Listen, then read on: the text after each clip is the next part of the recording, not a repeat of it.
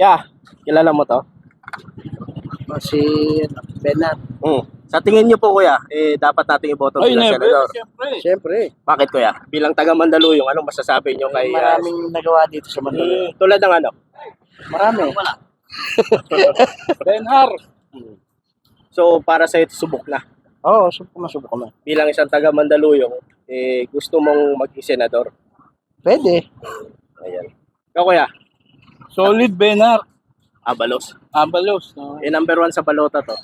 Number 1 sa puso ko yan. Oo. Wala namang ibang gusto namin. Mayroon kami senador dito sa Mandaluyong. Para lahat ng problema ng Mandaluyong maano ng Senado. Nung mayor pa si Ay, napakagaling marami nila bang mayor. nagawa? Ay, oo. Sobra, kahit yung airpot ko na namatay, natulungan niya. Kahit sa maliit na paraan, natulungan niya. Sige kami, mga dito sa Mandaluyong, yan, marami siyang natulungan. Kaya Benhar, solid, number 1. Sige, thank you po. Okay. Boss, good morning. Boss, kilala mo to? Si Bernard Abalos. Kaya tumatapos ang senador ngayon. Sa tingin mo, dapat ba siya iboto ng mga Pilipino? Depende. Kung ano yung nasa puso nila. Pero sa'yo, bilang isang taga Mandaluyong, sa tingin mo, karapat-dapat siya maging senador. Pwede naman. Naging mayor niyo to, kuya. Magaling ba? Meron. Ayos din. May mga nagawa naman. Meron naman. Sige, thank you po. Tay, morning. Tay, kilala niyo po ito? Ay, siyempre, yung dati natin dito. Mayor. Siyempre. Tay, tumatakbo senador ngayon si dating Mayor Benhar Abalos. Sa tingin niyo, dapat ba siyang iboto ng mga Pilipino? Kung sa akin, narapat lang. Bakit, tay? Siyempre, kabisado ko na, taga rito ako. May mga nagawa naman po siya. Marami siya nagawa. So, sa Marami, tingin niyo, yung may subok na ganyan. Oo, subok na. So, sa pamilya niyo, tay, buboto niyo si... Siyempre, ako ang nakakatanda. Susunod sila sa akin. Ay, di ba? Ako ang pinakapataas. Di siya sila susunod kung sino dapat na iboto. Okay. Oo. Kayo, tay, bakit kailangan iboto si dating Mayor Benhar Abalos? Ano naman na siya, talagang ako taga dito rin naman Mandaluyong. Subok na rin naman siya. Tsaka nung kilalang kilala na rin naman talaga siya dito. Tsaka marami na rin naman siya nagawa. Kahit nung nag-aaral pa ako, kilala ko na siya. Oo, marami na rin siya natulungan. Oo. Dito ako nag-aaral. Dito ako pa pinanganak eh. Sige po, ate, kaya, thank you po. Si Benhar Abalos po. Tay, tumatakbo siyang senador ngayon. Sa tingin niyo ba, karapat-dapat siyang iboto ng mga kababayan natin Pilipino? Para sa akin, ewan ko lang. Pero taga Mandaluyong kayo, tay. Hindi po, taga Rizal ako. Taga Rizal. Oo. Tay, sa tingin mo, Pero sa akin, sige, okay lang. I-try natin kasi abogado yan eh. So, mas maraming alam sa batas yan. So, i-try natin. Tingin ko Qualified siguro naman mga qualified naman para siya maging senador natin. So hindi pala kayo taga Hindi ako taga rito pero kilala ko yan. Natural dito ako nagtatrabaho sa Mandaluyong eh. Pero Dito marami po, na kayo narinig sa kanya na Opo, nagawa. marami na siyang nagawa. Lalo na naging DLG siya. Marami siyang na-solve na kaso. Yung mga mabibigat na crime, talaga nasa-solve niya yung kaso natin. Kaya okay para sa akin, okay siya. Okay siya. Sige tayo, thank you po. Okay sir, thank you sir. Kaya balot? Tayo tumatakbo siya ngayong senador. Sa tingin niyo dapat siyang iboto ng mga kababayan natin Pilipino? Pwede po. Tayo. Kayo. Pwede po. Bakit? May mga... Maganda naman po yung mga niya, dilingkod niya. Nung mayor siya dito, marami pa siya nagawa. Opo. Marami po silang nagawa. Si Benhar Abalos. Tay, tumatakbo mayor siyang namin yan dati. tumatakbo senador, nabalita mo ba? Oo. Tay, sa tingin mo, dapat pa siya iboto ng mga kababayan? Oo, dapat lang. Mabait dito sa Mandaluyong yan. Maraming nagawa. Oo, marami nagawa yan. Tulad ng tay? Basta marami siya nagawa kasi dito na ako tumanda sa Mandaluyong kaya Napaganda kaya ba niya yung... alam ka ba isa-isahin ko pa basta para sa amin maganda ginawa niya ni Benar. So, Tay, panawagan mo sa mga kababayan natin, dapat ba nating iboto? No? Oo, sa lahat ng iboto niyo si Benar Abalos para sa Senado. Tay, thank you po. Thank you. Lalaga. Si Boss. Of course. Tumatakbo siya ngayon, Senador. Sa tingin niyo, dapat natin siya iboto. Siyempre naman, Bakit matulungin eh. Yun ang kailangan ng bayan natin, yung matulungin.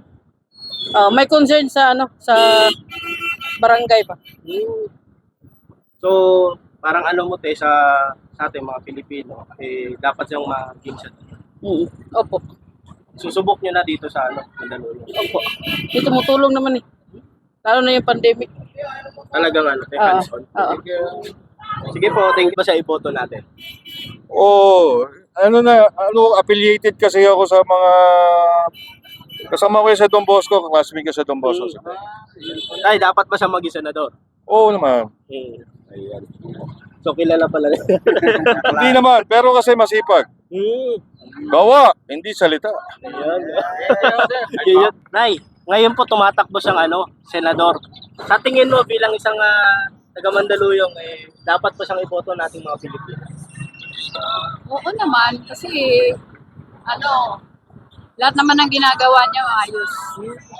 So, Okay naman. nasubaybayan nyo na Opo, simula bumuto ako, sila na talaga yung Abalos. 1976 pa ako rito.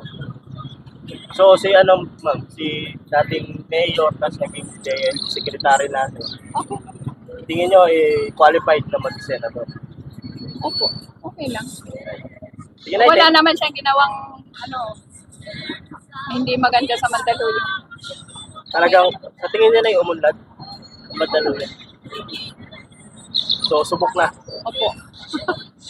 Subok na po. Tumatakbo kasi siyang senador. Sa tingin niyo pa ating susuportahan si Siyempre po, mabait po yan. number 1. Opo. Number 1 talaga. Mabait po yan sa amin. Kilala po namin yan. Mabait po talaga. Okay talaga. Oo. So, ano pa yung naging mayor siya, ano pa yung mga nagawa niya sa Marami hindi ko lang marami din nagawa. Tsaka mabait po yan talaga dito. Mabait po yan. Oh, kasi Kahit yung nanay niya mabait eh. Si Ma'am Cora. Parang siya rin yun. doktora ba yung Hindi, si Ma'am Cora. Ma'am Cora tawag na. Mabait po yun. Yun, thank you. Parehas po ito mga naman. Thank you po, Ted. Yes, sir. Ay, ma'am, good morning. Yes, sir. Good morning. Ma'am, good morning. Sure naman kahit nga mga bus sa EDSA. Ma'am, tumatakbo siyang senador. Sa inyo bilang taga Mandaluyong, dapat ba siya na iboto natin mga kababayan? Excellent. Yes. Kwentuhan nyo naman kami, ma'am. Siyempre, yung mga kababayan natin, yung iba, hindi pa sa kilala. Uy, ano yan? May ganyan? Sa YouTube po. Talaga. Number 1 talaga, pogi at macho. Joke lang! Hindi, yung contribution naman niya kasi dito sa atin, sa Mandaluyong. Siyempre, dynasty eh. Parang sa umpisa sila naman nagpaunlad talaga ng ng Mandaluyong, di ba? So lahat ng barangay nakikinabang talaga sa kanya. Tsaka tingnan mo naman, di naman yan magiging local yan sa di ba? Chairman kung di siya magaling. Magaling talaga siya. So, ma'am, may mga kwento ba kayo na mga achievement niya or mga nagawa niya rito sa inyo? O Siyempre, hindi niyo tingnan mo makita na. dati? Oo, parang ganon. Pero tingnan mo, basta sila, magaling sila. Magaling. So, ngayon, ma'am, na tumatakbo po siyang senador. Number May, 1. kaya mo bang hikayatin yung mga kababayan natin? Syempre naman po, kasi butante, marami kami dito. 6 kami ditong voters. Kaya. Nay, bilang taga Mandaluyong, kwentuhan nyo naman kami bakit dapat siyang iboto ng mga kababayan natin bilang senador. Senador po siya. Tatakbo siyang senador. Sa tingin nyo, Nay, dapat siyang iboto? Ano po? Responsable. Responsable. Responsable. Anong ganda? Yun talaga yung pinaka-ano mo na yung nakita mo sa kanya. Kasi nahahawakan. Sa tingin niyo po, yung ginawa niya dito sa Mandaluyong ay kaya niya gawin sa Pilipinas? Opo. Qualified Kaya na, po. qualified. Kaya niya po yun. Sige, Nay, thank you po. Thank you po. Nay, alam niyo na tumatakbo siyang senador. Sa mga hindi nakakakilala, Nay, Kwentuhan mo naman kami kung anong mga nagawa niya para iboto siya na mag-senador. Marami po siyang nagawa, katulad ng mga GK na yan. Nung mayor po siya, yung mga GK na mga bahay. Dami na dyan eh. Siya ang Maraming nagpagawa. Apo. So sa tingin niyo, te, pwede siya na mag-senador. Opo, marami na po siyang karapat dapat na po siyang maging senador. Sige, te, thank you po. Apo. Te, ikaw naman, may mga sinasabi ka kanina.